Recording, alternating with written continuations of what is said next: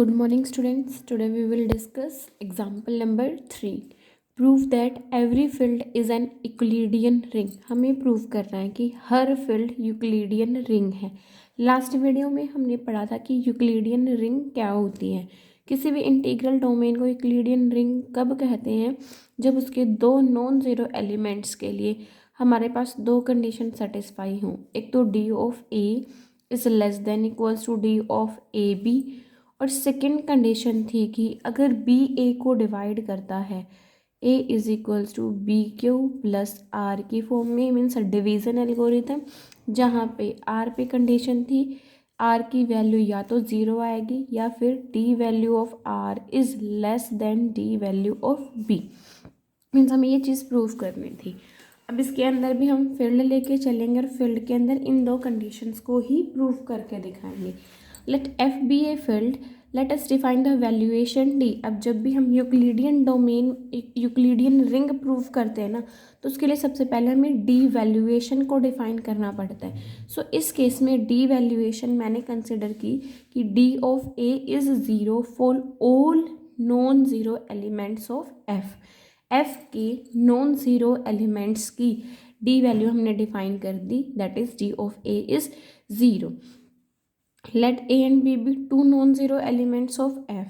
ए और बी अगर दो नॉन ज़ीरो एलिमेंट्स हैं, फील्ड है तो ये इंटीग्रल डोमेन भी है, तो दो नॉन ज़ीरो एलिमेंट की प्रोडक्ट अगेन एक नॉन ज़ीरो एलिमेंट ही आएगी. ए बी नॉन ज़ीरो है और ए और बी अगर एफ के एलिमेंट है तो एफ फील्ड है. फील्ड है तो क्लोजर प्रॉपर्टी जरूर होल्ड करेगी. So A B also belongs to F. अब ए इंटू बी एफ में है तो by definition of D of A B किसके इक्वल आ जाएगा? ज़ीरो के इक्वल. और डी ऑफ ए भी किसके इक्वल है? ज़ीरो के. तो यहाँ से मैं लिख सकती हूँ d of A is less than equals to D of A b, because zero is less than equal to zero. क्योंकि यहाँ पे ना लेस और इक्वल इनमें से कोई भी एक कंडीशन होल्ड करनी चाहिए, और इस केस में ज़ीरो इक्वल टू ज़ीरो की कंडीशन होल्ड करती है. तो हम यहाँ से लिख सकते हैं d of A is less than equals to D of A b. अब हम ये वाली कंडीशन शो करेंगे. इसके लिए हमने क्या किया, ए एलिमेंट उठाया फील्ड से, एफ से फील्ड का कोई भी नॉन ज़ीरो एलिमेंट लेके चलें. एफ बी अगर एफ का नॉन ज़ीरो एलिमेंट है, एफ फील्ड है, तो हर नॉन ज़ीरो एलिमेंट का मल्टीप्लिकेटिव इन्वर्स भी जरूर एग्जिस्ट करेगा. So B inverse also belongs to F. A B F का है, बी इन्वर्स भी एफ में है, तो दोनों की प्रोडक्ट भी एफ में जरूर जाएगी. So A B inverse is equals to A B inverse belongs to F. Next मैं ए को लिख सकती हूँ, A is equals to A B inverse into B, क्योंकि B inverse into B becomes identity, और आइडेंटिटी को A से multiply करेंगे ए ही आ जाएगा. So A is equals to A B inverse into B plus zero which is of the type. अब यहाँ पे इस ज़ीरो को हम आर सब्सटीट्यूट कर सकते हैं, तो ये हमारे पास बन जाएगा A is equals to B Q plus R की फॉर्म का, जहाँ पे क्यू हमारे पास फील्ड का ही एलिमेंट है और आर हमारा कितना है? ज़ीरो. R is zero. हमें यहाँ पे यही दो चीज़ें प्रूफ करनी, या तो आर हमारा ज़ीरो आ जाए या फिर D value of are less than D value of B आ जाए. बट इस केस में आर ज़ीरो के इक्वल, मीन्स ये वाली कंडीशन होल्ड कर गई, तो ये फील्ड हमारा क्या बन जाएगा? Euclidean ring. नेक्स्ट थ्योरम हमारे पास है, let R be a Euclidean ring. R एक यूक्लिडियन रिंग है, एस आइडियल है आर का, then there exists an element a naught belongs to s such that s is equals to a naught into r where r belongs to r. So इस theorem में हमें क्या prove करना है कि अगर r यूक्लिडियन रिंग है, s ideal है, तो इस s आइडियल के एलिमेंट्स को हम s के किसी एलिमेंट के मल्टीपल की फॉर्म में लिख सकते हैं, और वो एलिमेंट हमने a नोट कंसिडर किया हुआ है. अब अगर ए नोट ज़ीरो हो जाए तो एस ज़ीरो सिंगलटन ज़ीरो आएगा, और सिंगलटन ज़ीरो है तो अब ज़ीरो को तो हम ज़ीरो के मल्टीपल की फॉर्म में ही लिख सकते हैं. The theorem is proved in this case. But if S is not equal to singleton zero, mean इस लाइन का मतलब है कि S not equal to singleton zero means S के पास ज़ीरो के अलावा भी कोई और एलिमेंट ज़रूर है, such that there exist at least one non zero element a in S. तो हमने मान लिया कि इस ज़ीरो के अलावा कोई और एलिमेंट है तो उसको हमने नाम दे दिया ए, और ये ज़ीरो तो ए नॉन ज़ीरो रहे।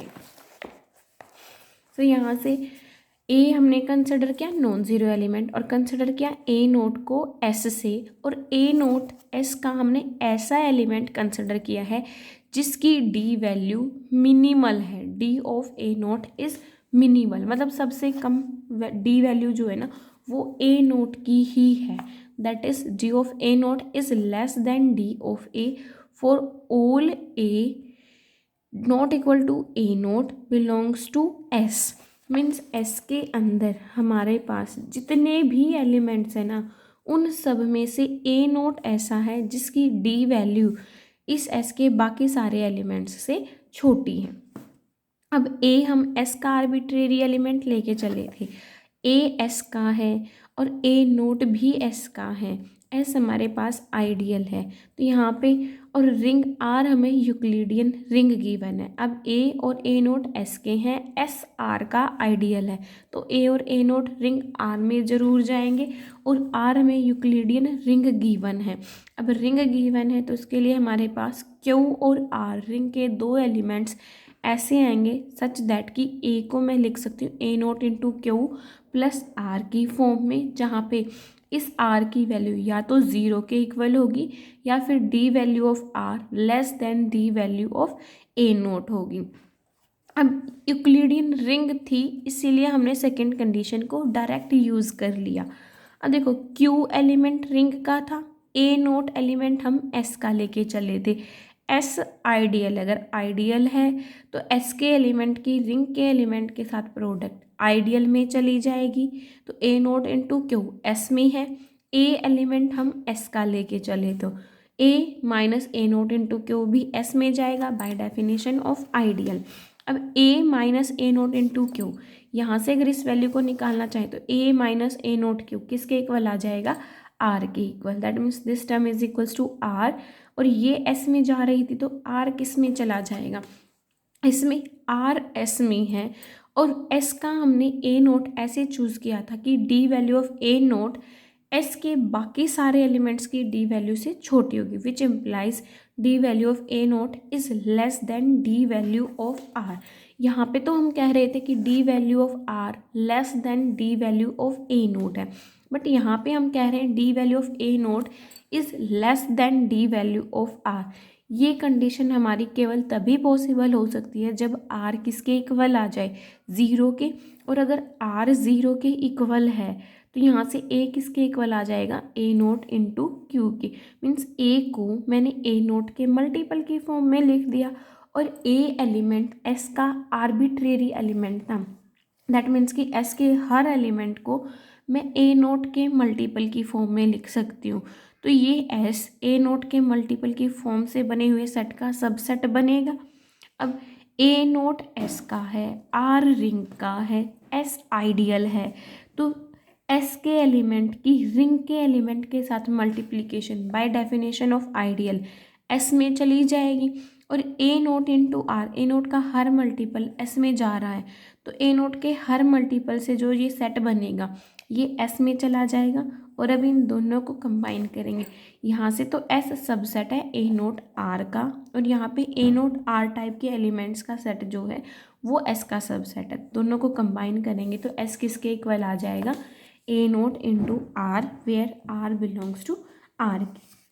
नेक्स्ट थ्योरम हमारे पास है every ideal of an Euclidean ring is a principal ideal. हमें प्रूव करना है कि यूक्लिडियन रिंग का हर आइडियल प्रिंसिपल आइडियल होता है। प्रिंसिपल आइडियल दैट मीन्स कि वो किसी एक सिंगल एलिमेंट से जनरेटेड होगा। Let R be an Euclidean ring, R हम एक यूक्लिडियन रिंग लेके चलें, एस आर्बिट्रेरीली हमने कोई भी आइडियल आर का कंसिडर कर लिया। अगर एस सिंगलटन ज़ीरो के इक्वल है तो ये आइडियल ज़ीरो से ही जनरेट हो जाएगा, that is a null ideal. अब ये ज़ीरो से जनरेट हो गया, सिंगल एलिमेंट से जनरेट है तो ये principal ideal, then obviously the theorem is proved. But S अगर सिंगलटन ज़ीरो के इक्वल नहीं है, let S is not equal to singleton zero, means S के पास ज़ीरो के अलावा कोई ना कोई और एलिमेंट ज़रूर मिलेगा, वो कैसा होगा, नॉन ज़ीरो होगा। अब s नॉट इक्वल टू 0 के बाद अभी जो हमने थ्योरम की थी 8.10.1, यही थ्योरम हमें यूँ की यूँ प्रोसीड करनी है इस स्टेप से। तो यहाँ से जब हम प्रूव करेंगे तो हम ये दिखा देते हैं कि s किसके इक्वल आ गया, ए नोट इंटू आर, फिर r belongs to r, means s set को हमने a नोट के मल्टीपल की फॉर्म में लिख दिया। मीन्स ये s a नोट के मल्टीपल की फॉर्म में तो किस से जनरेट हो गया, a नोट से, मीन्स एक सिंगल एलिमेंट से जनरेट हो गया। और अगर कोई आइडियल किसी एक सिंगल एलिमेंट से जनरेट हो जाए तो वो कैसा बन जाता है, principal ideal. Hence S is generated by A naught, so which is a principal ideal. और S हम आर्बिट्रेरीली कोई भी आइडियल रिंग R का लेके चले थे, दैट मीन्स यूक्लिडियन रिंग का हर आइडियल प्रिंसिपल आइडियल होगा। नेक्स्ट हम डिस्कस करेंगे corollary, every Euclidean ring possesses unity element. हमें प्रूव करना है कि हर यूक्लिडियन रिंग के पास यूनिटी एलिमेंट जरूर होगा। Let R be an Euclidean ring, अगर R यूक्लिडियन रिंग है तो R खुद का आइडियल जरूर होगी। और हम पीछे प्रूव करके आए थे कि यूक्लिडियन रिंग का हर आइडियल प्रिंसिपल आइडियल है, therefore R is also a principal ideal. अब अगर R प्रिंसिपल आइडियल है तो किसी ना किसी सिंगल एलिमेंट से जनरेट जरूर होगा, हमने वो कंसिडर कर लिया A नोट। अब अगर R A नोट से जनरेटेड है तो हम उसको ऐसे लिखेंगे R is generated by A note. और अगर R A नोट से जनरेटेड है मीन्स R के सारे एलिमेंट्स A नोट के मल्टीपल की फॉर्म में आएंगे। अब A नोट एलिमेंट भी रिंग R का है तो इन पर्टिकुलर A नोट भी सम मल्टीपल ऑफ A नोट जरूर होगा। सो हमने लिख दिया A note is equals to A naught into C। इसके बाद हम A एलिमेंट आर्बिट्रेरी लेके चले हैं रिंग R का। अब A आर्बिट्रेरीली कोई एलिमेंट है रिंग R का, R A नोट से जनरेटेड है तो ये एलिमेंट A भी A नोट के मल्टीपल की फॉर्म में आएगा। सो हमने लिख दिया A is equals to A naught into X for some x belongs to R। Both sides C से मल्टीप्लाई किया, so A C is equals to A naught X into C. यहाँ पे हम इसको ऐसे लिख सकते हैं A naught into X into C. और रिंग हमारे पास यूक्लिडियन रिंग है तो रिंग हमारी कॉम्यूटेटिव भी है। अगर कॉम्यूटेटिव है तो एक्स सी को मैं लिख सकती हूँ C x. So next step में ये हमारा A naught into C x ये बन जाएगा, और A naught into C x को मैं लिख सकती हूँ A naught into C into x. और A नोट इंटू सी की यहाँ से वैल्यू यूज़ कर लेंगे हम, किसके इक्वल है ये, A नोट के। तो A नोट इंटू सी की जगह हमने यूज़ कर लिया A नोट और ये x एज इट इज़। अब A नोट इंटू एक्स इस इक्वेशन से A के इक्वल था, हमने वो यूज़ किया। सो ए सी किसके इक्वल आ गया, A के। और A और C रिंग के एलिमेंट्स हैं और रिंग हमारी कॉम्यूटेटिव है। कॉम्यूटेटिव है तो ए सी सी ए के इक्वल भी होगा। तो यहाँ से देखो C एलिमेंट को A के राइट पे मल्टीप्लाई करने पे या लेफ़्ट पे मल्टीप्लाई करने पे हमारे पास फिर से A एलिमेंट ही आ रहा है। और जब किसी एलिमेंट को किसी दूसरे एलिमेंट से मल्टीप्लाई करने पे सेम वही एलिमेंट आए तो वो हमारा आइडेंटिटी एलिमेंट बनता है। सो यहाँ से C क्या बन जाएगा, identity element. Identity means unity element बनेगा, क्योंकि with respect to multiplication identity element is unity element. So इस केस में C हमारा यूनिटी एलिमेंट होगा रिंग R का। नेक्स्ट थ्योरम हमारी है every Euclidean ring is a principal ideal ring. हर Euclidean ring principal ideal ring होती है। Since a ring R without zero divisor and with unity element is said to be principal ideal ring, क्योंकि एक ring जो without zero divisor है और with unity है वो प्रिंसिपल आइडियल होगी अगर उसका हर आइडियल एस एक प्रिंसिपल आइडियल है। और ये दोनों चीज़ें हम पिछले थ्योरम में और कोरोलरी के अंदर कर चुके हैं। सो इस थ्योरम को करने के लिए हम लास्ट ये कोरोलरी और इससे पहले जो हमने थ्योरम डिस्कस की थी उन दोनों को ही करेंगे। मीन्स इसको करने के लिए पहले तो हमें इस थ्योरम को मेंशन करना पड़ेगा, every ideal of Euclidean ring is a principal ideal. और एक हमें प्रूव करना है कि every Euclidean ring possesses unity element. Next अब हम डिस्कस करेंगे थ्योरम नंबर 8.13।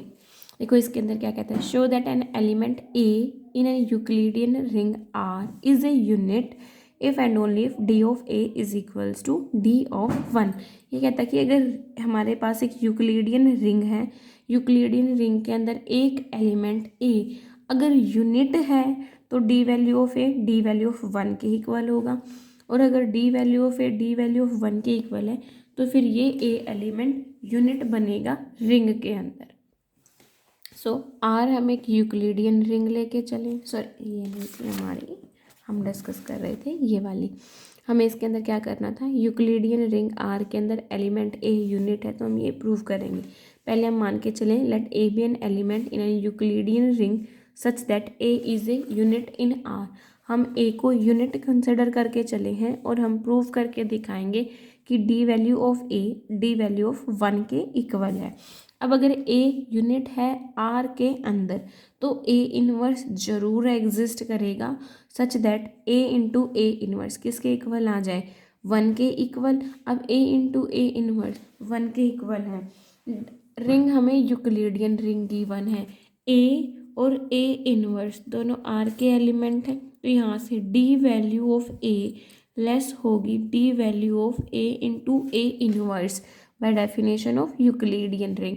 और ए इंटू ए इनवर्स किसके इक्वल गिवन है हमें, वन के, तो यहाँ इसकी जगह हम वन यूज़ कर लेंगे। हमने शो किया कि D value of A is less than equals to D value of one. अब हम इसका उल्टा दिखाएंगे कि D value of one is less than equals to D value of A. तो आगे इसने ये लिखा also D value of one is less than equals to D value of one into A. अब इसके लिए देखो वन भी रिंग का एलिमेंट है, ए एलिमेंट भी रिंग का है, तो D value of one by definition of Euclidean ring less होगी इन दोनों एलिमेंट्स की प्रोडक्ट की डी वैल्यू के, मीन्स वन इंटू ए के। अब वन इंटू ए हमारा क्या बनेगा, ए ही बन जाएगा। So D value of one is less than equals to D value of A. एक बार तो D value of A D value of one से लेस थी, एक बार D value of one D value of A से छोटी थी। इन दोनों को कंबाइन करेंगे तो क्या आ जाएगा, d value of a is equals to D value of one. अब इसका कन्वर्स पार्ट में हम लेके चलेंगे कि डी वैल्यू ऑफ ए और D value of one same है, और इस ए एलिमेंट को हम यूनिट प्रूफ करके दिखाएंगे। हम मान के चलते हैं कि ए यूनिट नहीं है रिंग आर के अंदर, और जब ए यूनिट नहीं है रिंग आर के अंदर तो यहाँ पे हम लास्ट थ्योरम से रिजल्ट को यूज़ करेंगे। अगर आर हमारे पास एक यूक्लिडियन रिंग है, ए और बी दो नॉन ज़ीरो एलिमेंट्स है रिंग आर के, और उनमें से अगर बी यूनिट नहीं है आर का तो D value of A be greater होगी डी वैल्यू ऑफ ए से। तो यहाँ पे ए, एक तो ए एलिमेंट लिया हमने, एक हमने वन लिया, ए और बी की जगह यहाँ अब इस थ्योरम में हम ए और वन लेके चले हैं। अब ये कहता है कि ए हमारे पास यूनिट नहीं है। अगर ए यूनिट नहीं है तो इस थ्योरम से इन दोनों एलिमेंट्स की प्रोडक्ट ग्रेटर होगी किससे, डी वैल्यू ऑफ ए, और ए हमारे पास दूसरा एलिमेंट था जहाँ पे यहाँ पे हम बी के बारे में कह रहे थे नॉट यूनिट। अगर बी के बारे में नॉट यूनिट कहा है तो हमने यहाँ ए लिखा है। अब यहाँ पे ए और बी की जगह ए और वन है, हमने कहा है कि ये एलिमेंट यूनिट नहीं है, तो राइट हैंड साइड पे इस एलिमेंट से दूसरे वाला लिखेंगे और वो हमारे पास क्या आएगा, one. So D value of A is strictly greater than D value of one. But हम तो मान के चले थे कि D value of A D value of one के इक्वल है। So this is a contradiction to this point. So our supposition is wrong and our supposition is that A is not a unit of R. So A has to be unit of R.